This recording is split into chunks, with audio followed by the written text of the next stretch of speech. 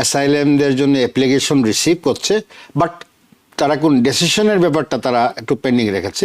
December 4, 2025 এর পরে যেই ওয়ার্ক পারমিট ইস্যু হচ্ছে, এরকম নাকি ইস্যু হচ্ছে না, ওয়ার্ক পারমিট যে ইস্যু হচ্ছে it's valid for 18 months now. Obviously একটা $100 এর ফি এসছে। এটা আপনাকে যদি একটা লেটার এসছে কি আপনাকে $100 দিতে হবে। আমরা জানেন যে ইমিগ্রেশন ওয়ার্ল্ডে অনেক পরিবর্তন, অনেক চেঞ্জ, অনেক কিছু হচ্ছে। আপনারা পত্রপত্রিকায়, মিডিয়াতে সব দেখছেন। একটা খুবই স্পর্শকাতর একটা বিষয় আমাদের বাংলাদেশে আমেরিকান কমিউনিটির জন্য, বা যারা বাংলাদেশ থেকে নতুন আসছেন তাদের জন্য এটা একটা বিশাল আমি মনে করি ইম্প্যাক্ট পড়বে।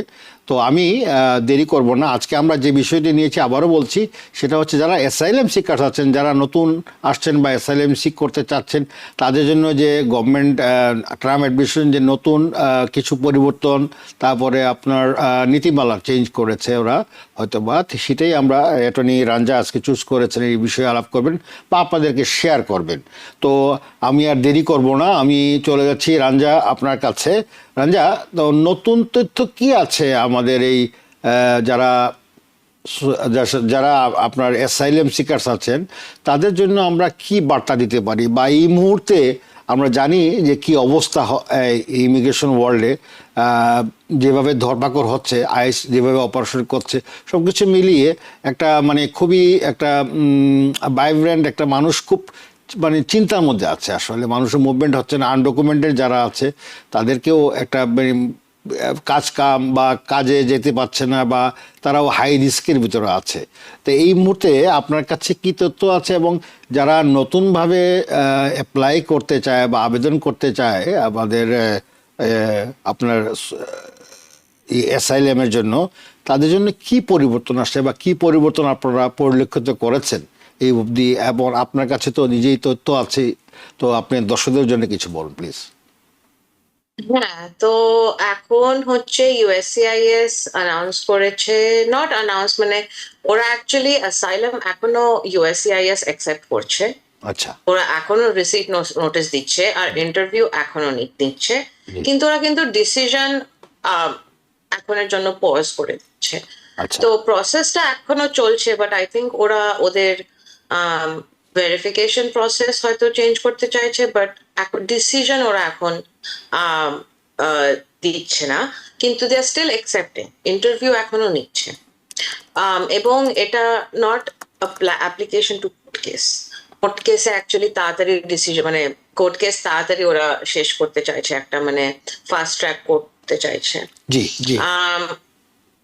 হ্যাঁ, তো আর এবং আরেকটা জিনিস আমি বলবো, December 4, 2025 এর পরে যেই ওয়ার্ক পারমিট ইস্যু হচ্ছে, এরকম নাকি ইস্যু হচ্ছে না, ওয়ার্ক পারমিট যে ইস্যু হচ্ছে ইটস ভ্যালিড ফর 18 মান্থস নাও। আগে আপনার 5 ইয়ার্স ছিল, 18 মান্থস, কিন্তু আপনার আগে যদি 5 ইয়ার্স এর একটা ওয়ার্ক পারমিট আছে, ওটা এখনো ভ্যালিড, ওটা 5 বছর অব্দি ভ্যালিড থাকে। তো এইগুলো হচ্ছে মেইন চেঞ্জ। আর অবভিয়াসলি একটা $100 এর ফি এসছে। এটা আপনাকে যদি একটা লেটার এসছে কি আপনাকে $100 দিতে হবে,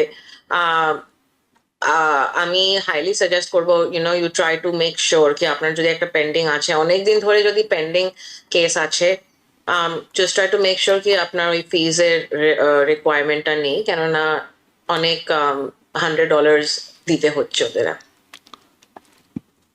জি, ধন্যবাদ রাঞ্জা। দর্শক, আপনারা শুনলেন রাঞ্জা খুব সাবলীলভাবেই বাংলায় বলেছেন উনি, যে এখন যে প্রসেসিং এখনও কিন্তু তারা অ্যাসাইলামদের জন্য অ্যাপ্লিকেশন রিসিভ করছে, বাট তারা কোন ডিসিশনের ব্যাপারটা তারা একটু পেন্ডিং রেখেছে। বিসাইড দ্যাট, যাদের রিনিউয়াল হচ্ছে, এখন রিনিউয়ালটা 18 মাস, আগে যেটা 5 বছরের জন্য হতো, এটা এখন 18 মান্থসের জন্য তারা রিনিউ করছে। আর উনি যেটা খুব এমফাসিস করেছেন যে $100 যে তারা নতুন চার্জেসটা ফিজ নিচ্ছে, সেটার জন্য আপনারা দিয়ে দেন। যাদের এক্সিস্টিং ওয়ার্ক পারমিট আছে 5 ইয়ার্সের, ওইটা বলবৎ থাকবে, এটা কোনো সমস্যা নাই। 5 ইয়ার্সের পরে হয়তো আপনাকে রিনিউ করতে হতে পারে। কিন্তু যারা ইন বিটুইন অলরেডি এখন পর্যন্ত যারা $100 ফিজটা দেন নাই, আপনারা অবশ্যই এটা অনলাইনে যেয়ে, ইউসিসির অনলাইনে যেয়ে আপনারা এটা পেমেন্ট করার জন্য অ্যাটর্নি রাঞ্জা এটা সাজেস্ট করছেন। এটা খুবই দরকার, আর না হলে হয়তো কোনো সমস্যা হতে পারে। আমরা জানি না অনেকেই তো এর আগেও আমরা এই নিয়ে বলেছি। আচ্ছা রাঞ্জা, আপনার কাছে সেটা জানতে চাচ্ছি যে এছাড়া আর কি কি পরিবর্তন আছে? এখন যারা অ্যাপ্লিকেশন করছে তাদের কেস নেওয়া হচ্ছে, ভালো কথা, কিন্তু কোন ডিসিশন তারা এই মুহূর্তে দিচ্ছে না, সেটাই বলতে চাচ্ছেন? হ্যাঁ, they have paused on making decisions, interview নিচ্ছে, অ্যাসাইলাম অ্যাপ্লিকেশন অ্যাকসেপ্ট করছে। তো এরকম নাকি বাংলাদেশ কোনো থেকে অ্যাসাইলাম অ্যাপ্লিকেশন পার্টিকুলারলি অ্যাকসেপ্ট করছে না। অনেক দেশ আছে যেখান থেকে মানে ইউনো আপনি যদি ওই দেশ থেকে ফুল বেনিফিটস আর পজড। জি জি জি। Bangladesh is not one of those countries. You can still apply for asylum, but আচ্ছা, decision ওরা এখন হচ্ছে। ডিসিশন ওরা দিচ্ছে না, ওটা পেন্ডিং রাখছে, হ্যাঁ বুঝতে পেরেছি। এখন বাংলাদেশি যারা আছেন, যারা অ্যাসাইলাম সিকার্স, তারা অনেক ইনডিসিশনে ভুগছেন, করবেন কি করবেন না। অ্যাসাইলাম তো গ্রান্টও হচ্ছে নাকি না? হ্যাঁ, এরকম মানে কোর্টে ডেফিনেটলি গ্রান্ট হচ্ছে, এরকম আমরা দেখছি না কি জাজ গ্রান্ট করছে না। আচ্ছা এটাই আর একটা কোনো কোনো চেঞ্জ বলছে কি ওরা মানে কোনো টেররিস্ট অর্গানাইজেশন ডেজিগনেশন এইসব হয়, যদি কোনো organization is designated as a terrorist organization, ওইগুলোর আরো স্ট্রিক্ট করে দিচ্ছে, ওইগুলোর প্রসেসিং আর ওইগুলোর মানে এভিডেন্স এন্ড অল দ্যাট। তো ওইগুলোর জন্য মানে